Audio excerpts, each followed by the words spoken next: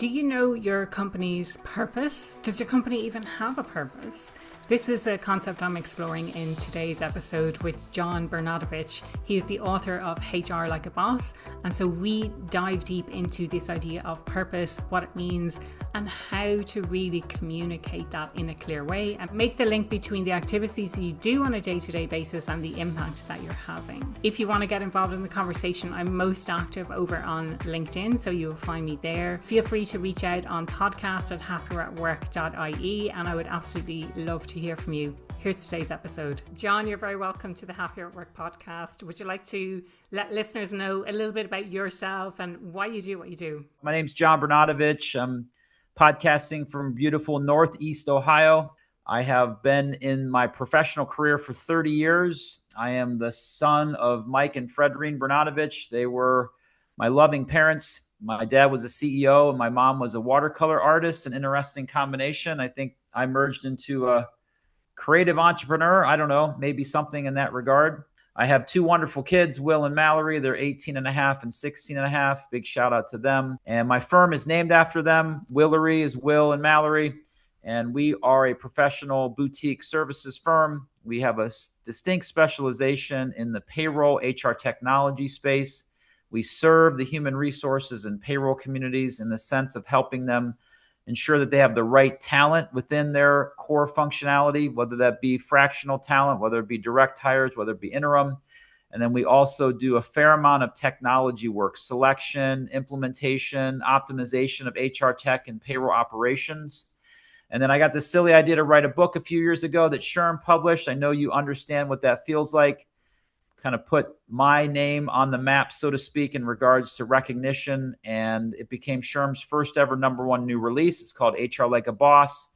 And we built a business transformation service around the concept in the book about how to have a purpose-driven company that's people-centric, that allows HR to help out create incredibly efficient and scalable processes, ensuring that their employees are productive. And if we do all those things well, we should have a profitable organization that our employees can become more educated on what financial success looks like, and that they can become hopefully wealthier in the process, and that we have HR leaders that are driving business results while making an impact in their communities. I mean, so many different areas I'd love to explore from what you've said.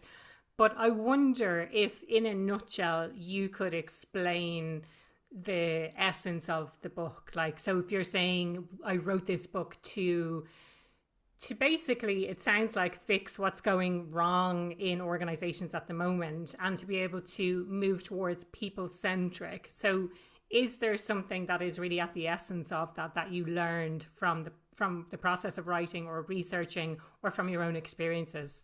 Well, I'm sure you can probably empathize, having just recently written a book very successfully. Congratulations to you on that.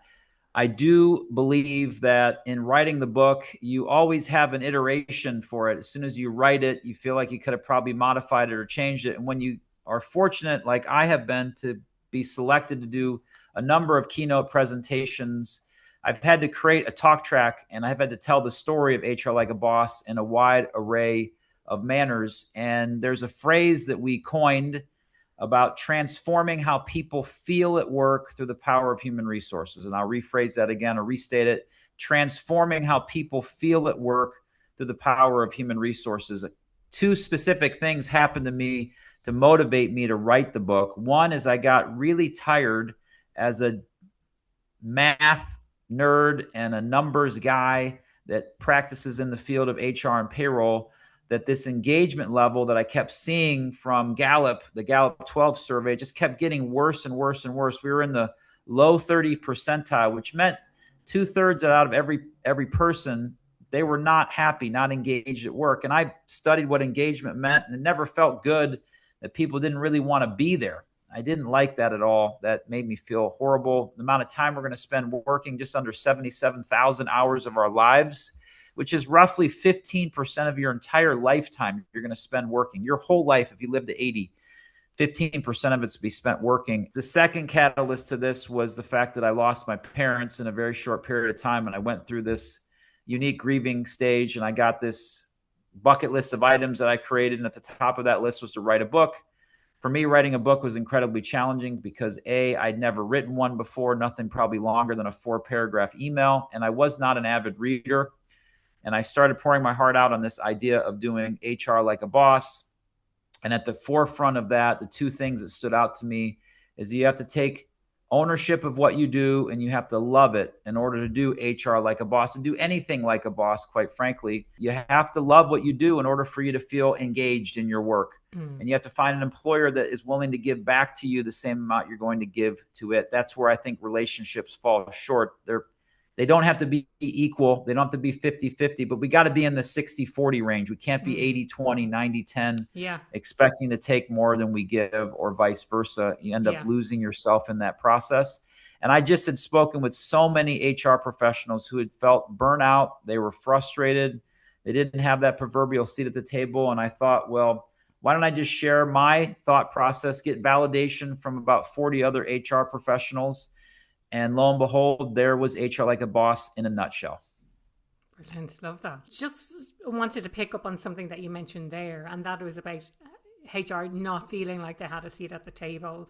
Do you think that has changed, or you think that is changing? I still think it's a challenge. I still think there's a lot of haters out there for human resources. I'll give you an example of that. Yeah.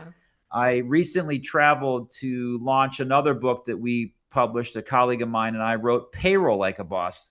And I was flying out to Las Vegas, and my colleague and I were wearing our Payroll Like a Boss t-shirts. And we got through the airport and through TSA and on the plane and walked through Las Vegas and all this stuff. And we got so many, hey, love the shirt. That's awesome. Payroll, amazing. And this is from the general population. This is not people in payroll. This is a random guy sitting next to me on the airplane, the person checking me in for my flight, etc. It was really fascinating. And then on the trip home, I had dirtied up my Payroll Like a Boss t-shirt, so I wore my HR Like a Boss t-shirt. And I swear to you, I get on the plane, and this young stewardess looks at me and goes, you're not allowed on this plane. HR is no fun. We're going to have fun on this flight. And I thought to myself, wow, do people look at human resources drastically differently than they look at payroll? Payroll is about getting paid, but the actual function is behind the scenes. You probably a lot of people don't even know who their payroll department is made up of. The only time that you do is when you don't get paid right, or you add a spouse to your deductions, or you want to increase your 401k. But HR is front and center for a lot of things that happen to you in your career, especially if you don't do things right. Of it. Yeah. They're like the police department, or I've heard them called the principal's office. And that's tough, because I will share this with you. HR professionals innately are wonderful, giving, servant people, and they're doing a job that a lot of people don't like. And that part was very motivating to me, to try to give them some empowerment in the spirit of, I love you as a professional. I appreciate the work that you do. Here are a few of my suggestions on how you can do that job better than you're doing it today, to be able to increase engagement level with your employees, to drive results for your business, to change outcomes and societal challenges you have in your community. That was the premise of the book and the idea behind it. And it is really, frankly, outpaced what I ever thought it would. Quite frankly, I did not realize it would be what it is. 3 years far away, I'm still talking about it on a wonderful podcast with you. And it's changed my professional life in a way that I can't describe to you. Amazing. And in terms of reception, and I'm thinking of, so you spoke to 40 HR people, but if you think about all of the people beyond those who've picked up the book, and has there been any feedback from them in terms of how they've implemented, or any changes they've made, or increases in engagement that they're seeing, even to feel more engaged in their own roles as they're going about their day-to-day? I did speak with about a couple hundred people, only was able to quote 40 in the book, just a point of clarification in that sense. Right. Post-mortem in writing the book, I've read all the reviews on Amazon, been blessed to have so many wonderful reviews. I read on Goodreads, all the good and the bad. Goodreads seemed to be a little bit more intimate. There was seemed like a bro culture. He was having all his friends sharing his wisdom. It seemed like the book was about him patting all his buddies on the back. And that's all good. I love the feedback and I appreciate it. And I'll hopefully get a chance to write a part 2 of HR Like a Boss. We'll see if that comes together with my publisher and I. But in the sense of what I've heard from people is there's a couple, and there's one in particular that I'll think of. I won't name names, but executive leader in human resources, working for an organization, didn't have a great appreciation for the work they were doing, was always feeling like they were swimming upstream. They were climbing uphill. And finally, something happened and their job was eliminated. I don't know whether it was personal for them or it was a true business challenge that they had to make some cuts. And they vacillated around looking for a new job, was going through some other unique challenges in their life, and then decided to start their own business. And quite frankly, gave me way more credit for them starting their own business than I deserved. And now is flourishing in that company and gives me, again, way more credit. Connect with them on the regular about challenges or website design or whatever the case might be. It was really a beautiful story of someone that felt a connection to the concept of the book, really had been delivering that inside of their employer. Their employer didn't value it to the point that maybe others might have, or never really had. They probably had a misperception of human resources for whatever reason it might be. And now they've taken literally the bull by the horns, and they're taking ownership and they're loving what they do. They're literally owning their job because they own their own business. And it really made an impact on me that the work that I did in writing the book really made a difference. And I'll end with one last common point that I think about all the time. When I started writing the book, it was very therapeutic for me. And it was a selfish exercise, if I'm being honest with you. But over time, I pivoted to making sure that the book that I wrote, it changed one person's life. If I could change one person's life in the spirit of that book, then that has been a success. I take the same kind of mindset when I go and do keynote presentations in front of whatever size crowd I may have. Can I connect with one person to be able to help them reframe how they look at their job, reframe how they look at their role, reframe how they look at the opportunity that human resources has on a business, on its employees, on the community. And by doing that, I've had a lot of other stories that this show maybe doesn't have time for me to share, that the book has made a difference in people's lives. And it makes me feel incredibly proud to have done the work that we did. Yeah, I can totally relate, because the book that I wrote, Thriving Talent, is kind of that mix of therapeutic, because I'm able to share my own experiences, but also present it in a framework that I hope people find really useful, and that they can take from the things that I've learned, from the things that I've studied, from the things that I've implemented, and apply it to their own situations as well. There's a few things coming up for me here, John, and one of them is that sense of not feeling appreciated at work. I don't think that's unique to HR, but I think probably HR feel it especially so, because they're the ones who are trying to advocate for the employees, or should be advocating for the employees in the organization. And when you feel underappreciated in any role that you're doing, I think it makes it much easier to leave that situation and go looking for something else. I've never worked in HR myself. I worked in commercial roles for about 20 years, and I always, mostly loved the work that I did. There were some situations which kind of led me to do what I'm doing now, and to eventually to write the book as well.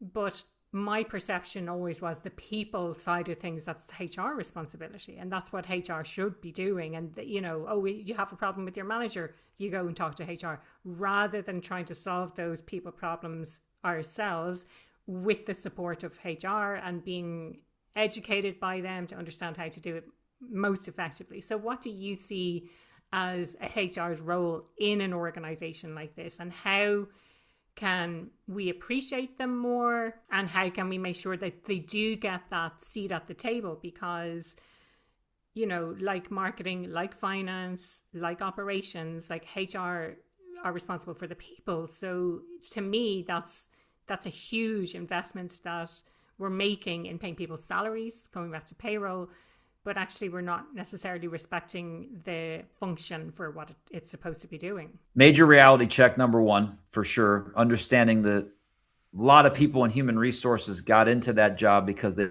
love people. And then they get into the role and realize over time, I joke about it in one of my talks, is eventually you end up hating people, because you get all the bad stories, you get all the bad eggs, you get all the people that do silly things.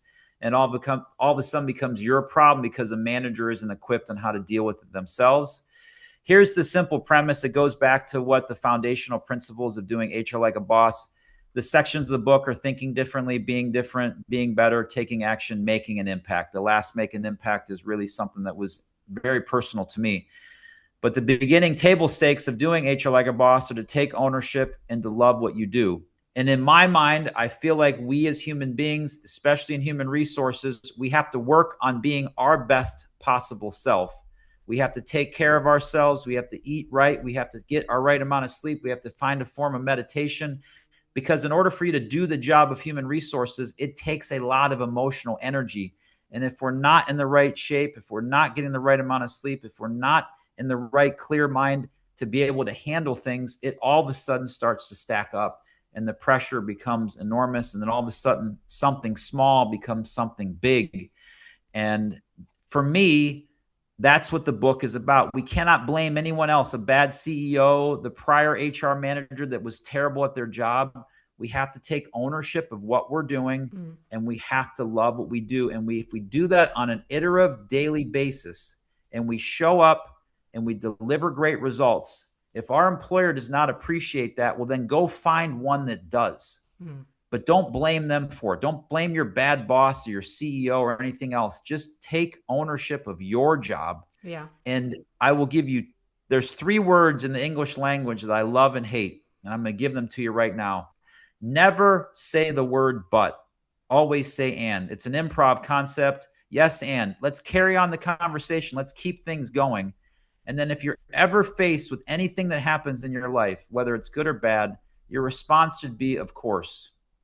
Think about that for a second. You all of a sudden get cut off in traffic and the guy gives you the middle finger, of course. You end up getting a promotion for all the hard work you do, of course. Somebody says something terrible to you that's really mean and cuts you to the core, of course. Because those 2 words allow you to accept what's happening and gives you the sense that I'm in control. I'm not going to let the tail wag the dog. And of course, you're going to have things that are going to happen to you that are bad or good.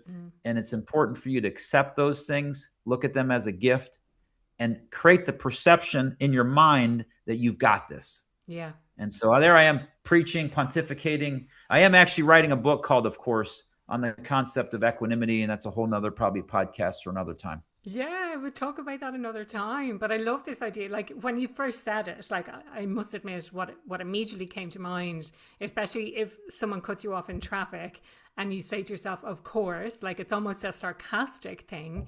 But if you flip that into, of course that happened, and here's what I'm going to do, it's much more about taking control. From everything that you're saying, John, like what I'm hearing is agency. I don't know if that's a term that you use that much, but to me it's agency and taking back agency. It's not about blame. It's not about, well, I'm in this terrible job or no one's appreciating me, exactly like you say. And it's not as easy as just finding a job where you will be appreciated. But I think if you take responsibility, take ownership, and at least look for a job, once you start taking those actions and taking back agency rather than defaulting to someone else is in control here and taking back that control, I think it helps us to feel a little bit better about the work situation that we're currently in just by taking those actions. If you think about it for a second, what can you control?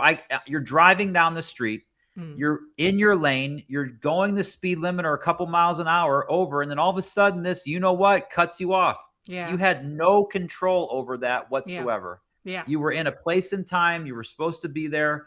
And in my opinion, if you're around things that are not going well or frustrations, or if you're super believing that everything's great all the time and you live in that fantasy world of butterflies and rainbows, which is fantastic, in the middle, I think, is a place where, of course, lands. It's where I, as a human being, can understand that things are going to happen around me all the time, not necessarily things that I want to. And it's really probably not great for everything to go well and for to be exactly the way you want it to, because you don't really grow.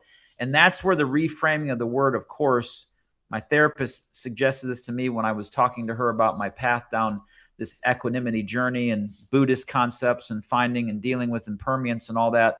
It's just, it's settling. is all I will say. In the agency that you mentioned, or in the self-control, it's settling. Yeah. Because as soon as it happens, you don't say, oh, fill in the blank, SH, blah, blah, Yeah. Yeah. or gosh darn it, or you, blah, blah, blah, or whatever it is. It's, of course, Yeah. of course. It's Yeah. calming. It It's is. creating No, it this is. It really sensibility is. to yourself. And And again, reframing this to back to HR like a boss, yeah. it's about controlling what you can control. I Yeah. can control my attitude. I can control my effort. I can control the words that come out of my mouth. I can control whether I'm going to take ownership of things in my life and be accountable. And then, can I find something I love to do? Do I really love dealing with people?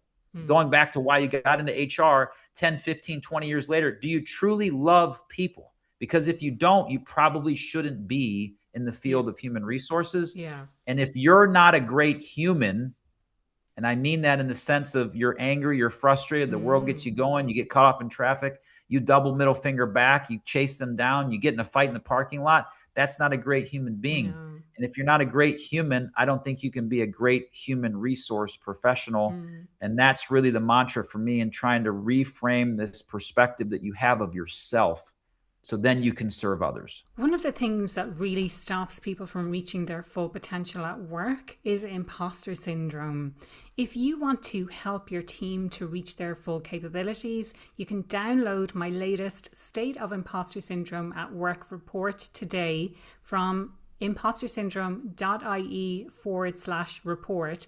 In it, I address the organisational cost of imposter syndrome, as well as putting forward some really practical strategies that you can implement straight away to address this issue at the root. That's impostersyndrome.ie/report. Download your free report today. John, something you mentioned earlier was this idea of impact. I'd love to drill into that in a little bit more detail, because this is an area I'm becoming increasingly interested in from a few different perspectives. So from the perspective of an individual, maybe I don't know the impact that I'm having at work. I don't see the outcome of the work. I produce work every day, but I'm not necessarily seeing the impact that that work is having on the people that it's supposed to serve. So that's one perspective. And then another perspective is from the leadership, and thinking or very clearly defining what that impact that we want to have as a team is, whatever level you're looking at. So, you know, whether you're looking at the top level and it trickles down, or whether you're looking at the team level and you want to decide as a team, this is the impact that we're going to have, and being really clear and explaining that impact to the people who are doing the work. So any thoughts around getting that piece right? And rereading my book back, I don't know how many times you read your manuscript back, but I read HR Like a Boss 7 times. And after a while, I was like, come on, guy, this is enough. Like, enough of this HR Like a Boss, these bad dad jokes. They're not that funny. That's what the book's filled with. Anyway, there was a moment I was sitting on my couch, probably mid-spring time frame, early in the morning. My kids were asleep at the moment.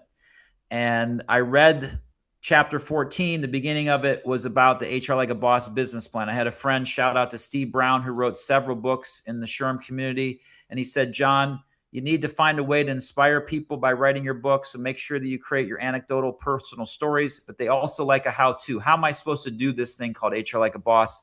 And chapter 14 is the HR Like a Boss business plan. The very first element of that is having a purposeful commitment. And I remember vividly reading that to myself and then saying out loud, that's not a bad idea. And I actually was like, wait a second, that was your own idea. That's like the most arrogant thing you could possibly do. And I leaned into that. And what it meant is simply, do you have a purpose in your life?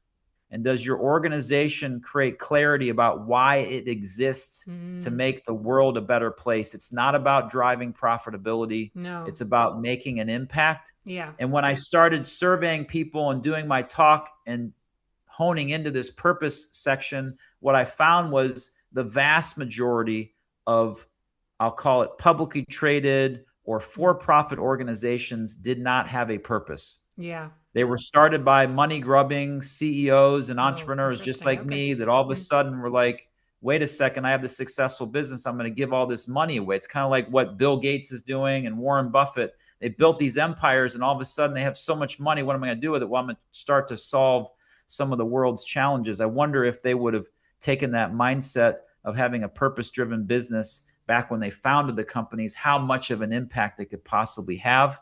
And then finding people that want to work for a company that has a purpose. 8 out of 10 people that are working want to work for a company that has intentionality, that they have purpose around. It's just not about profit. They just don't want to work for a company that makes a widget. They want to work for a company that makes a widget that makes a difference in the world. And that purpose statement is meant to be short, clear, and concise. It can't be long-winded because we don't remember those things. We remember Nike's "just do it" because it's 3 words. And purpose statements should be very clear and concise. Willery's is "we empower people." And everything we do in our business is about empowering our staff, empowering our clients, empowering our partners. And we create clarity around that. And then you galvanize people together. So if you think about this in a concept, if HR can develop this clear purpose statement about the intentionality of the good they're going to do in the world, they start to hire people around that concept. They start to attract customers that believe in that same concept of doing right in whatever societal issue they're going to attack. And then all of a sudden they start making more money. Then guess what? You have a bunch of happy people that are working in a company that's making money. So all of a sudden we can give resources to truly attack this societal issue, to really make a difference in the world. Subaru's done an incredible job with this. If you notice any of their advertisements that you see on television, they're not talking about the feature functionality of their Subaru truck or car. They're talking about the impact that they're going to make on the world by driving their vehicles, which I thought was really fascinating. Find a purpose in your business, make it clear, 4 words or less, and then find a bunch of people that rally around that, whether it's your community, your customers, your vendors, etc. Yeah. Can we explore that in a bit more detail? So I'm a huge believer in that. I think it's so important. And I hadn't considered that most businesses were just set up to make money. I assumed that they had some sort of purpose behind them. And I get that maybe some, but are you saying that 80% of businesses were just set up just to make money? Here's the data that I learned. This is somewhat anecdotal, but there's also a study out there that I'll give you where the 80% came from. The only businesses, when I did my straw man survey and I asked, what is the purpose of your company? The only ones that truly had a purpose, not a mission. There's a difference between a purpose and a mission. To me, a purpose is aspiration. You'll never achieve it. What good are we going to do in the world? How are we going to attack a societal issue like empowering people or solving world hunger, whatever the case might be? A mission is very finite. It's a beginning and an end. We're going to go solve this challenge. We're going to build this rocket ship. We're going to go to the moon, whatever the case is. But if you go to the moon, how's that going to make the world a better place? And what I found is the only companies that have a clearly defined purpose are nonprofits. They typically were founded by people that wanted to attack a societal issue. They began to get a bunch of momentum around it because it was good. It was the right thing to do. And then they built a business around it. Where for-profit companies build a business to make money. And then over time, once they make money, a CEO can only have so many jets and so many country club memberships and so many boats. How do we give this back into the world? And then all of a sudden they reverse engineer this concept. My hope is that for-profit companies will create purpose statements, because there's a data point out there, a marketing agency did it, that 8 out of 10 employees are looking to work for companies that have intentionality around their purpose. They don't want to just, again, work for a company that's there to make money. Yeah. That they want to solve, I suppose, a problem that they care about in the world, whatever that problem is. Truly. Do they really care about it? And if you think about it, it's just doing good business. Why are we on this earth as an organization? And there's a lot we could talk about. This as corrupt corporate structures, or the downfall of enterprise, or free will and the spirit of work. There's a lot of arguments about that in the political landscape. I think business is good when it's done the right way. And I think you have to have a business that's profitable. And if you don't have the business, I have an example of this, and this goes back to the tail end of the HR Like a Boss business plan. It's about profitability. One of the most important employees, if not the most important employee you have inside of your company, should be Mr. or Mrs. Net Income. Let me give you an example of what I mean by that. I know that there's people out there listening that have run payroll before and you screwed up someone's pay. And I know for certainty at 100% you fixed it. It may not have been that exact day, but it was within a day or two of that pay being incorrect. And you immediately fixed it. They were supposed to get paid $742.28 for 40 hours of work, and you paid them for 30 or 20 or didn't pay them at all. And you fixed it. Do we respond to our organization's net income level the same way? Do we know what our net income levels are supposed to be? Are they clear what our profitability should be? Do we have a percentage? And when we pay below that, when we don't hit our net income, is everybody stopping what they're doing and saying, hey, we didn't pay Mr. or Mrs. net income? And do we respond the same way that we do when we shortfall an employee? No, we don't. That doesn't happen. And I think it's a paradigm shift that we as organizations need to change, because we have to have a healthy business in order to pay all those benefits, to retain people, to give you leadership development and training opportunities to become a better human being, to be able to invest back into your business, and to shed off profit for your stakeholders and your shareholders, while then at the same time being able to afford the things that employees are going to want, which is expensive. That's my pontification on the idea of profitability and how to reframe the way that you look at it. Yeah.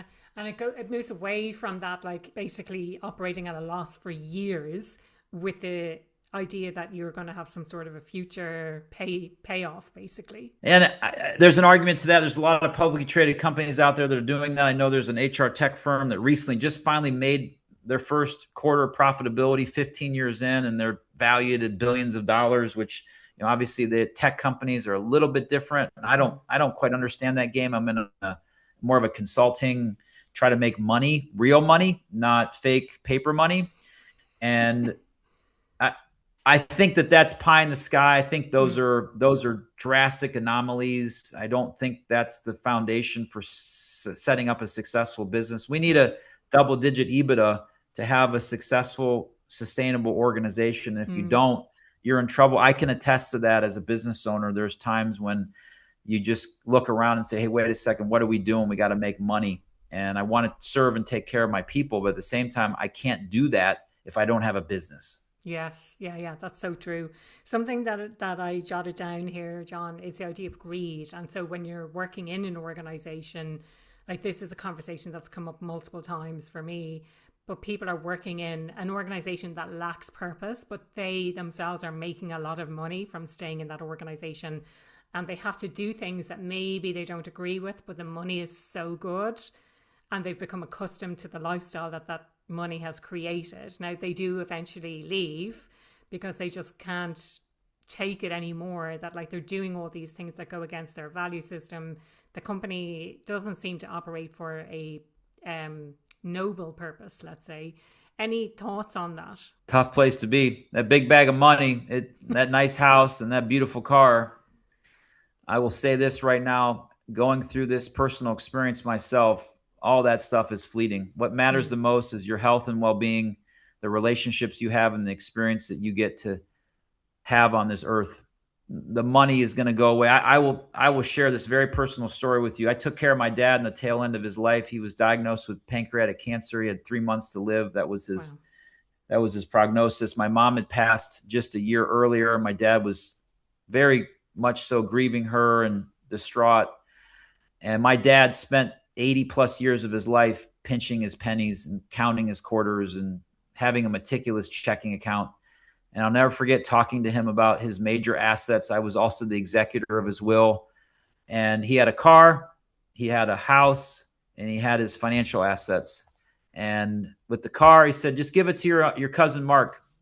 Just whatever he can pay me for, it's fine. I'm like, Dad, that's not like you. He goes, it's okay, John. Came time for him to sell his house. Talked to the realtor, said, Dad, what do you want to sell the house for? He looks at me and says, the money's not going to be mine. It's going to be yours and your siblings. Work out the price between them. And then we talked about his assets and what he wanted to do with it and how he wanted to disperse it. And for the first time in his life, he gave a gift to all of his grandchildren, and nothing made him more proud. And it was awesome for me to deposit that money in my kids' bank accounts. And my dad showed me in his life that he spent so much time trying to accumulate wealth, and that when it was time for him to go, it didn't matter. And I'm not suggesting to live your life so vicariously and so whimsical that you aren't able to pay your bills.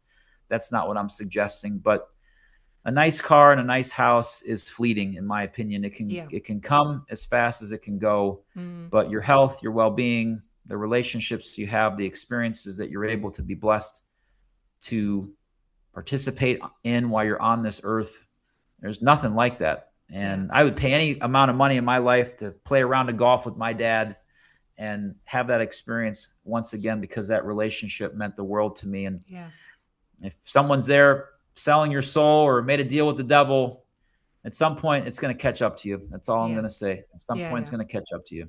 Yeah. Coming back to the idea of purpose and finding that balance, I suppose, between purpose and profitability, is there a way to strike that balance so that the focus doesn't become all about purpose at the expense of profitability, nor does it become all about profitability at the expense of purpose? My suggestion to that is just clarity and communication. We have a 5-pillar business transformation, HR like a boss, operating plan, however you want to describe it. Purpose is at the top. We then look at how centric you are to your people. We talk about having processes that have continuity, that you can actually scale the organization. That's the most boring part of the business plan, but that's the sexiest part, if you want my honest opinion, because the iteration, the 1% improvement, just constantly focus on process, not result, can take a little bit of the pressure off and can really get at issues. Then we talk about productivity. I have a thing against HR. I apologize. You write terrible job descriptions. They're too long. They're two legalities. Make them one page. Make the number one thing in that job abundantly clear. Measure that productivity number, whatever it is. Celebrate it when they achieve it. Hold them accountable when they don't. Make it abundantly clear. And the last is profitability. I think if you're abundantly obvious to your organization, your people, about these are the things that are important to us, here's how we're going to measure them, and they're intertwined with each other. They're just not purpose only. They're just not profit only. They're just not process. They're just not people. You have to have a triangulation in some regards, so that at least in our plan, a 5-pillar business strategy, and you communicate that with people and make sure that they understand that they're all interdependent upon one another. We can't have a purpose if we don't have profit. We can't drive efficient processes if we don't have competent people. Yeah. And there's a super amount of integration. I think that if you get myopic on one, focus only on profit, you lose sight of a lot of other items. If you're only focused on purpose, you can spend a lot of money and not really have a business. You can have more of a non-profit or no profit or lost-based business. And there's just a balance between all that that's super difficult, in my opinion, to be able to achieve over a sustainable time. That's why most companies don't make it past year 1. They don't make it past year 5. They certainly don't make it past year 10. And if you're in a multi-generational family business, you get to the 3rd generation, oh my gosh, all of a sudden those grandkids are going to screw that thing up one way or the other. That's what the data says. I'm not suggesting that they will, but the chance of you having a long-term business is not easy. And we as employees need to recognize the fact that there's impermanence to organizations as well. And if you're able to strike a balance of all those moving parts, that's what makes it so difficult, because it's just not one thing, unfortunately. Yeah. No, it's interesting. Just a note on what you said about job descriptions. I would totally agree with you on that. I think the way job ads are written, they're not like actual ads. They're like a description of the job, and the way the job descriptions are written are far too detailed. They don't reflect the reality of the day-to-day, and even if 2 people have the same job description, what they're doing on a day-to-day basis could be vastly different. So we need to definitely something that we need to have a look at. We've covered lots and lots of different areas. Was there anything that you would like to cover that we haven't necessarily talked about today? Well, I have an innate amount of curiosity. I know that you recently went on the tour of the United States, and here I am being a podcast host, flipping this around on you. Tell me about your absolute favorite part about being in the United States. Which city, which experience, what thing did you do that got you going like, hey, wait a second, this isn't such a bad place, the USA? I've been to the USA multiple times before, so I will caveat that. And New York has always been my favorite city. And after my trip, I went to 9 different cities, and it's still my favorite. New York, hands down. There's something about the energy there. There's something about the possibilities. Well, the possibilities, I think, in general in America are incredible. But yeah, New York's still my favorite. I did my US book launch party at the PwC offices in New York. So that was a real like pinch me moment. The people who showed up were people from all aspects of my life. Like someone who I knew from primary school was there, someone who I'd met traveling was there, but I hadn't seen him maybe 7-8 years. Old work colleagues who I've known for 20 years. It was incredible. That's amazing. What borough was that in? What part of New York was it? Manhattan, yeah, downtown. Manhattan. Mm. Did you get a good bagel or a New York slice of pizza? I had a New York slice and it was amazing. And it was very near where I was staying as well, which was better. And yeah, I had bagels a couple of mornings for breakfast. I love a bagel. You lived it up. All right, I that's did. fantastic. I did. I am working on a few projects. This is kind of a shameless plug, if you don't mind me doing that, just in the sense of some of the work. And maybe you'll hear the framework of what I mentioned earlier. But we're working on a coloring book called HR's Gone Wild. It actually applies to all things inside of business or payroll. We can reframe it, not just HR. Payroll's gone wild, leadership's gone wild. It's a coloring book about 10 or so animals that have incredible leadership qualities. And we use those leadership qualities as a way to make the most of your dash, which is the thing in between your birth and your expiration date. And I think that everyone is a leader, no matter if you're a CEO or you're an intern or you're a kid in 6th grade and you have a couple buddies you're hanging around with, or you're the captain of a particular team. I think leadership is the number one most missing element inside of the business community. I think that there's executive leaders that are so far outside of their skis and lack the skill set to be able to do the job. And we created this coloring book that follows along with the keynote that I do. That's going to be a lot of fun. We're going to be launching that in September, which is a ton of fun, something different that my marketing team came up with. It's a very short read, could take you less than 20 minutes to read it. But if you want to color it, probably take you a couple hours. And elephants are one of the animals, and lions is another animal, and ants and eagles. Save that for another time.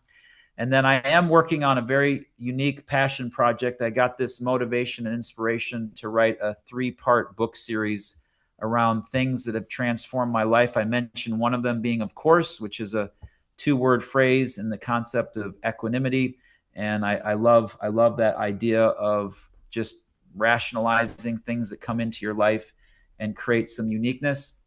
The other one is this idea of being where your feet are, having this innate amount of presence. I've done my best for this 55 minutes to not check my phone and look right in the camera and smile as much as I can, because it's important for me to be there for you as a podcast host and to create presence as much as I possibly can. And the last one hits on the concept that we talk quite a bit about, called purpose is paramount. It's a continuation of the idea of having a purposeful commitment, not only in your life, but in your friend group, in your community, and in your work. And I'm writing that, and I'll be showcasing my siblings and my parents in that purpose is paramount. I hope the book series will be written by the middle part of next year, and then I'll let my copy editor and everyone else do their fancy stuff, and hopefully we'll publish them before the end of 2027 or into 2028. That's the goal. At the same time, I'm trying to run my business successfully. So if you need any help finding great HR or payroll talent, or you need help with your getting optimizing or an ROI from your HR technology, find Willery at willery.com. Sorry for the shameless plug. Excellent. Love it. And John, the question I ask everyone who comes on the podcast: what does being happier at work mean to you? You own it and you love it. Simple as that. You own it and you love it. And the last thing I will say on that is just recognize the amount of time you're going to be spending working. And if you don't have a sense of ownership of it and you don't love it, I would encourage you to look in the mirror and find something that you do love to do, because you're just going to spend way too much time doing it. What are the kind of things that people say when they don't own it? Like, I'm thinking, no one ever showed me how to do that, or my boss is being a nightmare. Like, what are the things so people will recognize it in themselves where they're not owning it? I think number one, they're unhappy. They're unhappy and they blame others for their unhappiness, their boss, their job, their colleagues. I would just go there first and foremost. Secondarily, they lose themselves in their work, meaning that they are not confident. They basically are not selling their soul, but they're giving so much to everyone else that they're emptying their cup every single day. And by the end of it, there's nothing left for them to give. And so they go home, and then that perpetualness happens. I've heard it and seen it and felt it way too many times. Those two stand out to me quite a bit. And I think lastly, it's simply around this idea of finding something that you vibe with, that you flow with, that there's an element of it that's challenging, it's difficult, but you find a way to enjoy that. You love the muck. You want to get into the midst of it because you know you're growing and developing, as opposed to, oh no, I got to go to work today. And the simplest way for me to look at that, how do you feel Sunday night around 10 p.m. when your head hits the pillow? Are you like, oh crap, here we go again? Or, oh, that was a fun weekend and I'm looking forward to the week ahead. I think those are all ways that you can reframe if you own it and you love it. Yeah, love that. Thank you so much for your time today, John. Really, really enjoyed the conversation. Thank you. Keep up the great work. Love the smile and appreciate you very much. That was John Bernatovicz, the author of HR Like a Boss. We talked all things purpose at work and connecting that with the impact that we're having in the world. I really hope you enjoyed today's episode. Don't forget to leave a rating or a review on your favorite platform, or get involved in the conversation over on LinkedIn, or feel free to drop me a message on podcast@happieratwork.ie. I'd love to hear from you.